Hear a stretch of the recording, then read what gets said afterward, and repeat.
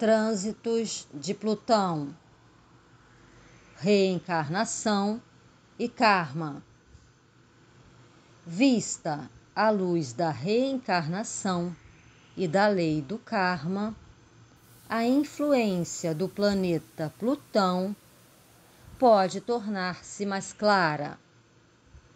Por exemplo, os trânsitos de Plutão têm por efeito destruir e eliminar os velhos modelos psicológicos que podem ser considerados como resíduos dos pensamentos e ações passados.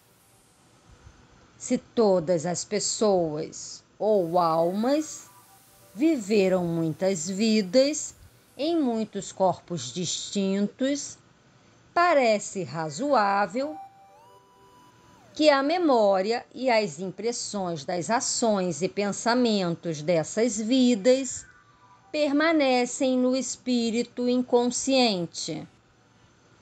Segue-se, então, que tais padrões subliminais de pensamento e ação podem facilmente ser ativados nas nossas vidas diárias e interferir com o nosso funcionamento como entidades livres e totalmente conscientes.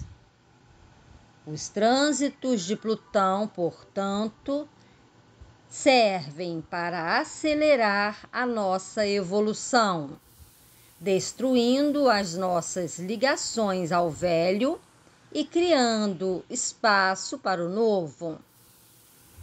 Na terminologia psicológica tradicional, esses conglomerados inconscientes, que de acordo com o Dr. Carl Gustav Jung, contêm uma energia psíquica definida própria, são conhecidos por complexos.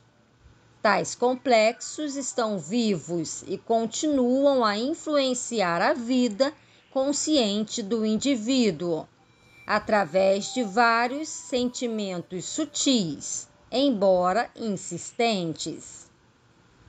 Relativamente à teoria da reencarnação, estas concentrações de energia psíquica podem ser vistas como os resultados, karma, de pensamentos, desejos e ações passados.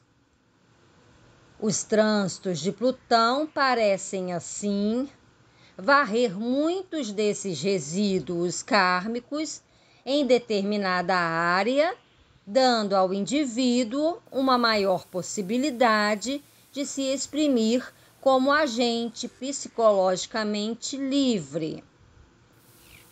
As fantasias, a paranoia e as alucinações que, por vezes, acompanham os trânsitos de Plutão são, assim, o resultado desses resíduos psíquicos, que são agitados antes de serem compulsivamente trazidos à superfície. Na mitologia, Plutão foi sempre relacionado com o mundo subterrâneo, tal como o deus Plutão mantinha Proserpina presa nesse mundo. Também a força de Plutão no horóscopo individual simboliza os velhos padrões e os resíduos psíquicos que nos acorrentam e devem ser eliminados. Nota: a relação de Plutão com o mundo subterrâneo parece provir de experiências pessoais durante os trânsitos de Plutão, porque, em alguns casos, desaparecem pessoas ou coisas, como se eclipsassem da superfície da Terra, para se esconderem no mundo subterrâneo. Noutros casos, dá-se a reaparição de pessoas ou coisas com quem em tempos nos relacionamos.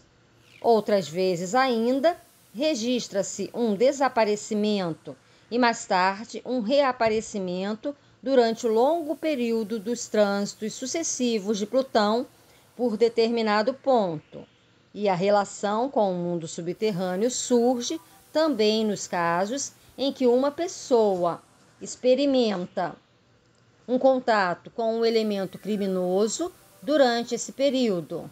Patrícia Hecht constitui um bom exemplo desses tipos de ocorrências, visto que desapareceu no mundo subterrâneo quando Plutão estava quase a entrar em conjunção com sua lua natal. Os contatos com o submundo criminoso são também comuns quando alguém nasce com fortes aspectos natais, envolvendo Plutão e o Sol, e por vezes também outros planetas pessoais. Fecha a nota.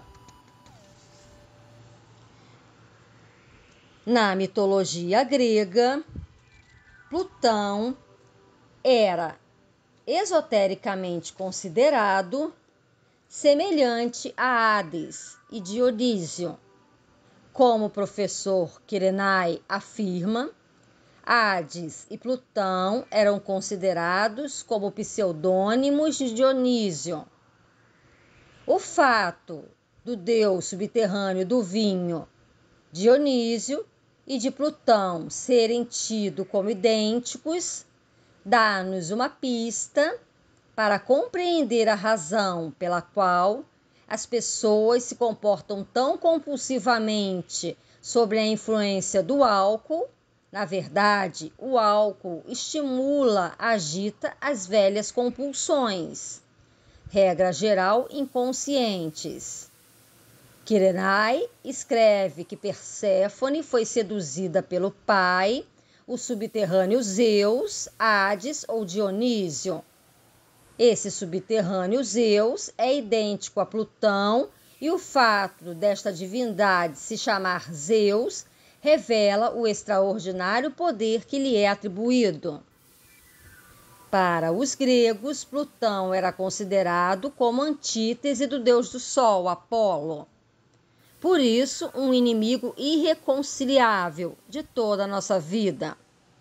Esta interpretação corresponde aos fatores astrológicos, porque o Sol no horóscopo individual mostra o que estamos a assimilar e em que área da vida se exprime o nosso mais profundo ego, enquanto Plutão mostra quais os aspectos da personalidade que devem ser eliminados antes que o ego possa desenvolver-se, e em que área da vida exprimimos os velhos e compulsivos modos de ser. Como já dissemos, Plutão está relacionado com o poder divino vivendo no interior da Terra, o subterrâneo de Dionísio, aquele que guarda as chaves das grandes riquezas e também aquele que dá e depois tira as forças da vida de todas as formas naturais. Esta polaridade entre vida e morte, luz e trevas, novo e velho, revela de que modo está Plutão intimamente relacionado com os mais profundos processos vitais em atividade nos mais profundos níveis de consciência e experiência. Nesse sentido, Plutão pode ser visto como semelhante ao poder impessoal e extraordinário da Terra, a que Jung chama poder quitônico, e a brutalidade e crueldade, muitas vezes associadas a Plutão, são perfeitamente evidentes na natureza, onde a sobrevivência dos mais aptos é a regra, e onde os fortes e astutos se sobrepõem aos fracos e menos hábeis. Existe, é claro, uma lei natural que orienta esse processo, a qual, no entanto, não diminui o terror e o horror que muitas vezes sentimos perante a crueldade impessoal da natureza no plano material. Talvez essa relação de Plutão com a mais profunda força da Terra seja aquilo a que Edgar Cayce se referia quando dizia que Plutão está muito perto, mais do que qualquer outro planeta, das atividades do planeta terráqueo.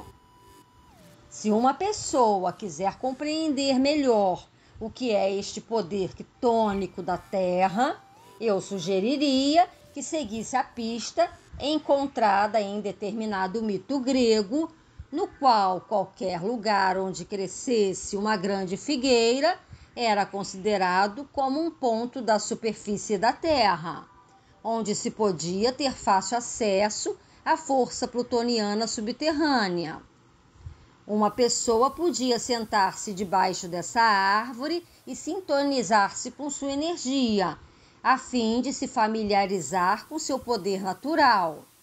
Durante milênios, a figueira foi considerada, em muitas culturas, como símbolo por excelência da fertilidade da terra e da sua capacidade para criar a vida, mesmo num deserto.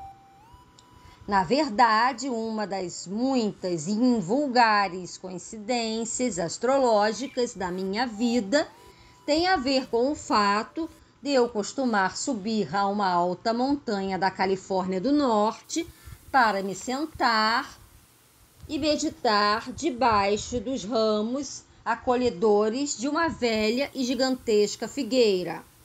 Sempre me senti poderosamente impressionado com a intensidade de energia que emanava do local, como se descesse as névoas primitivas dos tempos pré-históricos, tempos em que uma pessoa podia ainda experimentar as forças cósmicas com grande instantaneidade. Um dia em que a temperatura era de 45 graus embaixo da figueira, estava muitos graus abaixo. O tronco da árvore tinha mais de 1,20 m de diâmetro, e o diâmetro de toda a árvore, medindo a partir do extremo dos seus ramos mais compridos, devia ter pelo menos 15 metros. O curioso é que a esta altura nunca tinha ouvido falar das lendas gregas sobre a relação entre a figueira e Plutão. Quando pouco tempo depois tomei conhecimento desses mitos, pareceu-me que não só a velha lenda se baseava numa verdadeira energia que podia ser sentida, como também era especialmente autêntica, visto que a minha lua estava na altura da 8ª casa natal e em aspecto com Plutão. Um dos aspectos paradoxais da natureza de Plutão é que o seu simbolismo incorpora as velhas formas de vida que estão prontas a ser eliminadas e a força que as despedaçará e efetuará esse tipo de cirurgia psicológico-emocional.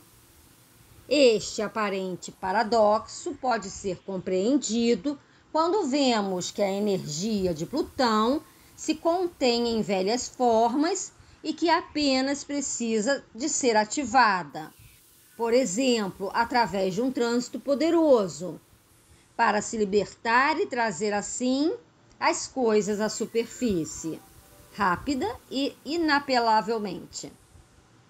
Podíamos comparar o processo com a germinação de uma semente. De fato, a forma rígida, concentrada de uma semente é destruída quando a força germinadora começa a manifestar-se. Mal a semente recebe a umidade e o calor necessários para que a energia potencial seja ativada. O invólucro é despedaçado e utilizado como alimento, a fim de nutrir o novo ser. Podemos extrair uma lição dessa analogia, quando os velhos modelos e formas de vida são destruídos e eliminados durante um período plutoniano. A energia libertada por esta transformação, mesmo que sob forma de dor e profunda agonia, é a autêntica energia que nos alimentará e nos permitirá avançar para um novo desenvolvimento.